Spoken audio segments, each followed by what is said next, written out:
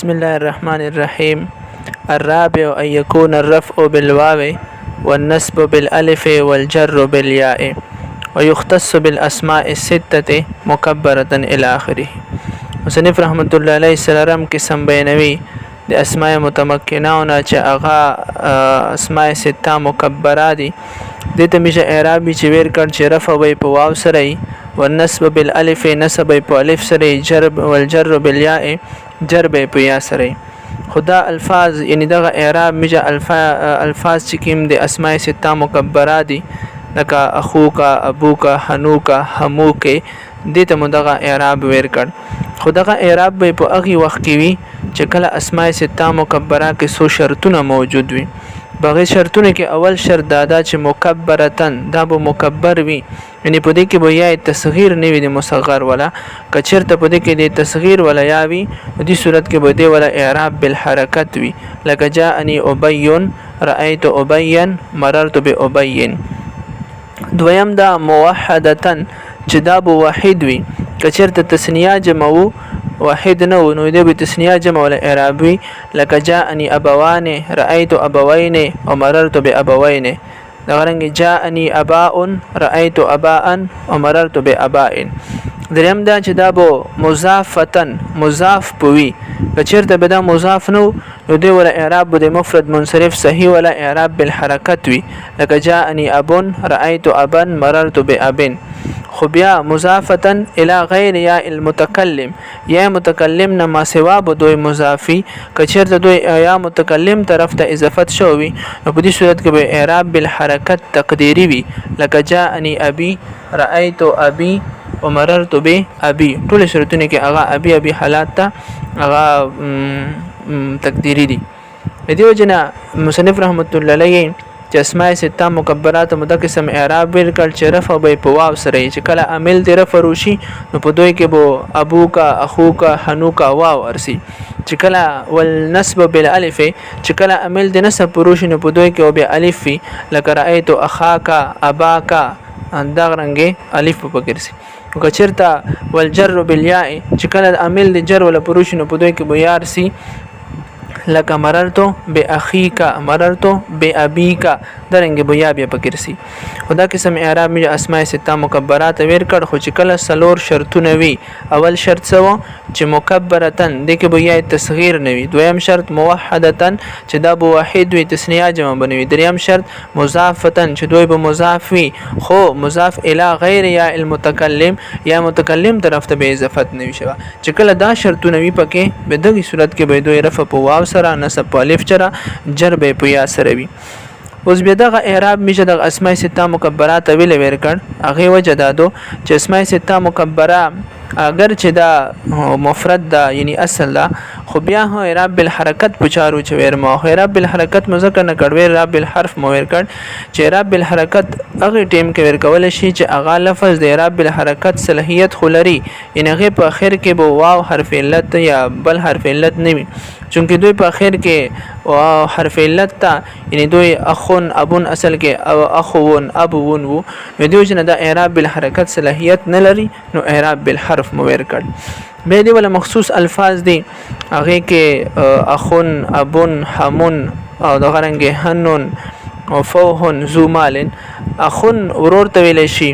اخون ابون وو بیا ورسته وضاحت کوو. اخون منا ورور ابون پلور حنون د سړی یا د شذ شرمګه.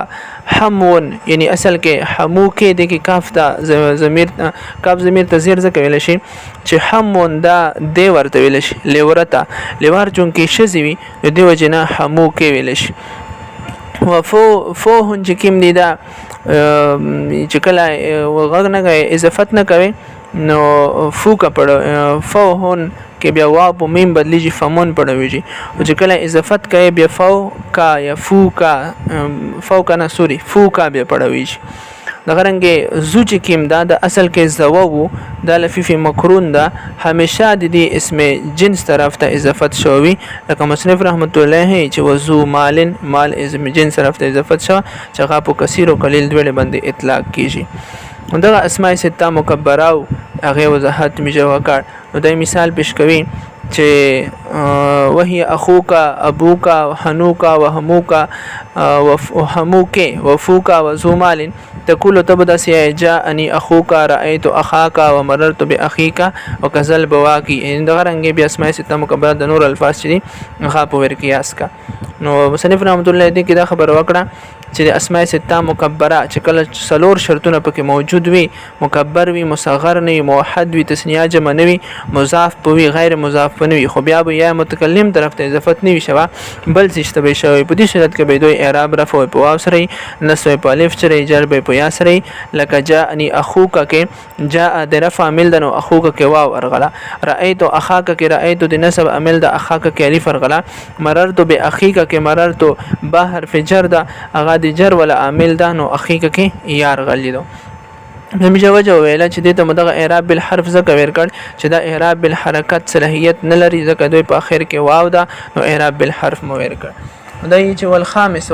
بنظم قسم ان يكون الرفع بالالف والنصب والجر بالياء المفتوح ما قبلها هو يختص بالمثنى بنظم قسم اعراب دای بیني چې رفع په الف سره وي یعنی چې کله د رفع عامل پروش نو په دوی باندې او به الف ورسي او نصب او جر هغه په یا مقبل مفتوح سره وي یعنی دلته کې چې کله د نصب او یا د جر ولا عامل ور باندې روشي نو یا مقبل مفتوح یا مقبل مفتوح وي پکې رسي خدای چې يختص بالمثنى دا قسم اعراب د مثنى سره وکلا مضافا الى مضمر او د غرنګ د کلا سره خاص دي چې کله ضمیر طرف ته اضافت شوی د میجه الته وضاحت کوو چې ضمیر طرف ته اضافت شرط ویل لګي د غرنګ و اسنان و اسنتان او اسنان و اسنتان سره دغه اعراب هغه ضروری دي یعنی اسنان و اسنتان به دغه اعراب چې رفع په الف سره نصب وجر په یا مکول مفتوح سره وي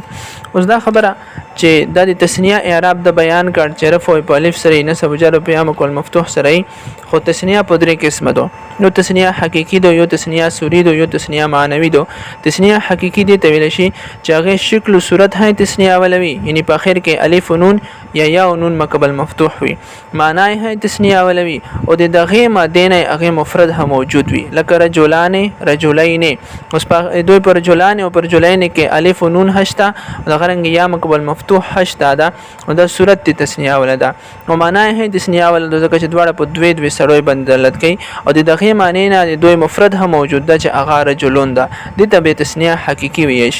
نو تسنیه سوری دو چې هغه صورت تسنیه ولوي او معنی هي تسنیه ولوي خو د دغه ماده نه د دوی مفرد موجود نه وي لکه اسنان و اسنتان دوی دوی په اخر کې الف و نون شته د چې هغه صورت تسنیه ده معنی هي تسنیه ده په دوی بندلت کوي خو د دې معنی نه د دوی مفرد نشته ده یعنی اسنان اسنتان مفرد نشته ده دریم تسنیه معنوي دو چې هغه صرف معنی تسنیه ولوي صورت هي تسنیه ولنوي او دغه مدینه مفرد هنوي لکه کلا وکلتا هغه صرف معنی تسنیه ولدو ځکه تسنیه معنوي ته ویل شي صورت تسنیه ولا نه ده ځکه چې شکل صورت کې الف نون یا نون مقبل مفتوح نشته ده هغه مدینه مفرد هم دغه نه کلا وکلتا مفرد هغه نشته نو ته به تسنیه معنوي وي شي اغه نه پس دی خبره کړی و جو کلا وکلا مضافا الى مضمرن چې کله ضمیر ته اضافت شوی نه پاغي صورت کې پیدا اعرابي چې رفع په الف سره نصب او جر به په یا مقبل مفتوح سره وي هغه وجه دادو چې کلا وکلتا د چې کله د لفظ په اعتبار سره توق سي نو دا مفرد دی او چې معنی په اعتبار سره توق سي به دا تسنیه دي او چې کله به د دې میجه اضافت کوو خو اضافت یې ضمیر طرف ته د خو ویل چې ضمیر طرف ته اضافت شوی دا به اعرابي او چې کله به د اضافت اسم ظاهر طرف ته وشي اسم ظاهر اصل دا او اسم ضمیر فرع دو نو دیو جنا بیا د اسم ظاهر اصل په اعتبار سره یعنی د هغه حیثیت په اعتبار سره به د ول اعراب هغه اعراب بالحرکت وی اعراب بالحرف بنوي دغه چې هغه کې اسم ظاهر هغه اصل دا نو دوی کې به بیا حیثیت اصل ولوي نو په اعراب بالحرکت پیوي او کچیرته به دوی لکه څنګه مصنف رحمت الله شرط لګوله چې ضمیر طرف ته به اضافت شوی نو به اعراب بالحرف ځکه چې اعراب بالحرف فرع دي او د غرنګ اسم ضمیر هم فرع ده نو به کلا وکلتا کې د معنی ولا حیثیت اعتبار کول شي د لفظ اعتبار بنه شي کولای نو دوی ولا اعراب به د معنی ولا په اعتبار سره فرعي اعراب یعنی اعراب بالحرکت پوي دوی چې مصنف رحمت الله علیه شرط لګوله چې کلا مضافا الی مضمرن چې دوی به ضمیر طرف ته اضافت شوی نو په دی وجه باندې به دوی د معنی حیثیت په اعتبار سره اعراب بالحرف وي چې رفع په الف سره وي واو او نصب جر به په یا مقبل مفتوح سره وي او که چیرته بیا اضافت اسم ظاهر ته شو بیا به معنی حیثیت سره اعراب بالحرف نه وي بیا به د لفظ حیثیت سره چې اسم ظاهر خو اصل ده نو دوی به اعراب بالحرکت وي. هغه نه پسته مصنف رحمت الله علیه بیا چې السادس یک اوس بیا خبره چې د پنځم قسم تسنیات مدغه اعراب بالحرف ویل ورکړ نو هغه اسانه وجدادو چې تسنیات چونکه د مفرد فرادو او دیو جن مفرد او فرع اعراب ورکړ. السادس ان يكون الرفع بالواو المضموم ما قبلها شپږم قسم چې رفع په واو مقبل مضموم سره او النصب والجر بالياء المكسور نصب جر په یا مقبل مکسور سره مخکې صورت کې رفع په الف سره او نصب جر په یا مقبل مفتوح سره په دې صورت کې نصب جر په یا مقبل مکسور سره دي. هو ويختص بجمع المذكر السالم دا خاص دي جمع مذکر سالم سره. جمع مذکر سالم مؤل د جمع مکسر په ضمن کې وضاحت کړه چې جمع مذکر سالم هغه ته ویل شي چې هغه ولا مفرد بغي کې صحیح سالم می ټک ټک شو نه وی لکه مسلمون نه چې جمع جوړ اخر کې واو نور جمع ک مسلمون نور مفرد پکې صحیح سالم وی الفاظ چې میم سین لام او میم کې بیا په مانس کې ټک ټک نه ورغلي. خدای چې مسلمون لکه نحو مسلمون وعلو 20 مع اخواتها یعنی 20 90 رسې څومره دي تقول جاءني مسلمون تبدس اعرابي و20 ودینه مخکې دا خبر ازدا کا لکه څنګه تسنیه په درې قسم باندې وا جمع په درې قسم دو جمع مذکر سالم په درې قسم باندې دو یو جمع حقيقي دو یو جمع سوري دو یو جمع معنوي دو. جمع حقيقي ته ویل شي چې هغه شکل هغه د جمع ولوي یعنی اخر کې واو نون مقبل مضموم یا یاو نون مقبل مکسور وي معنی هي جمع ولوي او د غرنګ دغه ماده مفرد هم موجود وي لکه مسلمون کې واو نون مقبل مضموم شکل صورت ته جمع ده او معنی هدي جمع دو مسلمون ډېر باندې دلالت کوي ډېر مسلمانون او مفرد دغه ماده مسلمون اغاشته ده. یو جمع سوري وي چې هغه صرف صورت ته جمع ولوي نه معنی دي جمع ولوي او نه مفرد دغه ماده نه وي لکه 20 90 تر 90 رسه هغه ټول اخر کې واو نون مقبل مضموم چې کوم صورت ته جمع ده هغه خوشته ده خو نه خود جمع معنا دو پکې ځکه چې 20 بس صرف په 20 دلالت کوي جمع خو ته چې 20 نه کم هم 20 نه ډېر باندې دلالت کوي دوی په مخصوص عدد باندې دلالت کوي نو د جمع معنا نه دو دغه رنګ مفرد هي دغه الفاظ نه دغه ماده نه نشته دې ته جمع سوري وي یو جمع معنوي دو چې هغه صرف معنا د جمع ولوي نه صورت ته جمع ولوي او نه دغه ماده نه مفرد وي لکه علوم مال معنا د چې ډېر افراد د مال ولا نو معنا خو د جمع ولدو خو نه خو علوم مال کې صورت ته جمع ولشته چې واو نون مقبل مضموم او نه پکې د مفرد دغه ماده نه موجود د علوم مال مفرد نشته نو به جمع معنوي وي شي. اوس به دغه جمع ته یعنی جمع سوري چې کیمه دو جمع معنوي چې کیمه دو جمع حقيقي چې کیمه دو جمع مذکر سالم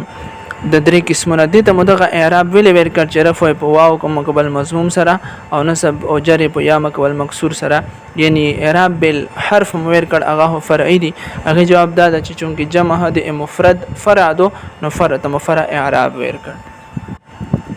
په اخره کې دا یو قاعده بینوي چونکه د تسنیه او د جمع باره کې وضاحت وکړ دغه اعراب بیان کړ نو دا یی چې د تسنیه ولنون هغه به همیشه مکسور وي او د جمع ولنون هغه به همیشه مفتوح وي او د اضافت په وخت کې نه چې د تسنیه او د جمع اضافت کوي نو د دواړه بغورځيږي دا یی چې وعلم ان نون التسنیه مکسوره نون د تسنیه به همیشه ابدا همیشه و مکسور وي و نون جمع السلامه او د جمع مؤنث سالم ولنون مفتوحه ابو همیشه مفتوح وي وکلاهما تسقطان عند الاضافه ودغه دواړه نون یعنی د جمع ولا نون د تسنیه ولا جون نون هغه د اضافت په وخت کې حذف کیږي تقول جاءني غلاما زيد اصل کې غلامان تسنیه وا اضافت د وجنه او زید د اضافت شل نون وغرزدال جاءني غلاما زيد ومسلمو مصرن اصل کې مسلمون مصرن وو د اضافت مصرن ته وشل نو مسلمون کې نون وغرزدال مسلمو مصرن منه جوړ شي.